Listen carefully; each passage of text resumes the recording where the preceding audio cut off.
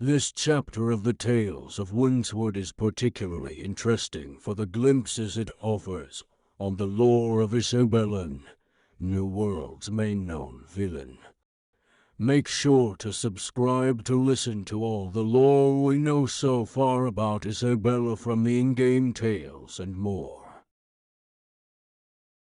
Tales of Windsward, Turbulent Waters. First entry. An enticing offer. A bunch of the boys brought me a right interesting one today. Some missus just strolling into the camp like she owned the place. They tried to rough her up a bit, find out what she'd fetch, but she cut two of them down without batting an eye. Then she asked for me by name. Never met her before, but she sure knowed a lot about me.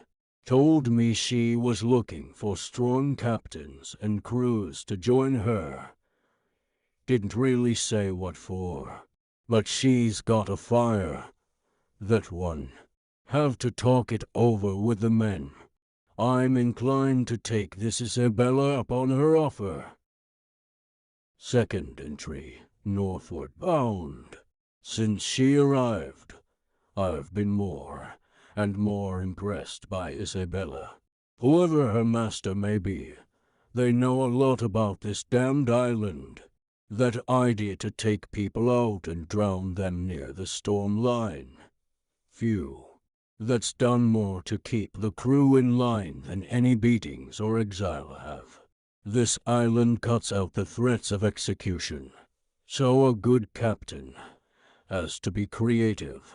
She's invited all of us to come north with her toward the Shattered Mountain, and is somehow guaranteeing our safety. From all she's told me, I want to believe her. This place is dangerous, even with a staunch crew at your back. Allies are our only hope. I'll tell the men tomorrow.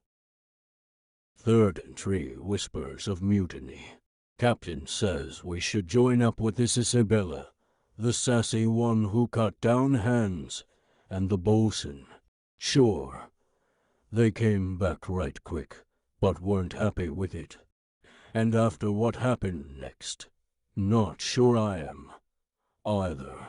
She's a looker, for sure, and fights like three men.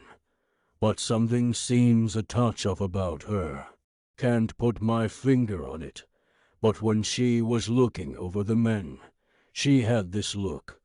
Only time I'd seen it before was on a man's face after a week without food, about to get a bite of gruel. She looked at me, felt like my head was in a vice, or I'd just had a fifth of the captain's private stock. She looked away, and it was gone.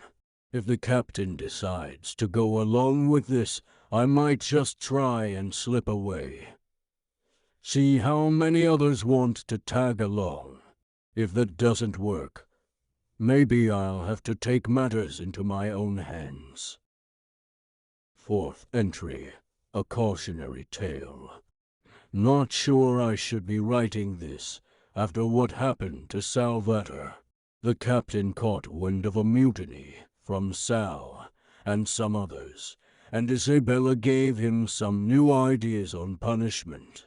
He took 5 of them and stuffed them in barrels, then hauled them out past the breakers, as far out as he could get, cracked a hole in each barrel, then kicked them overboard.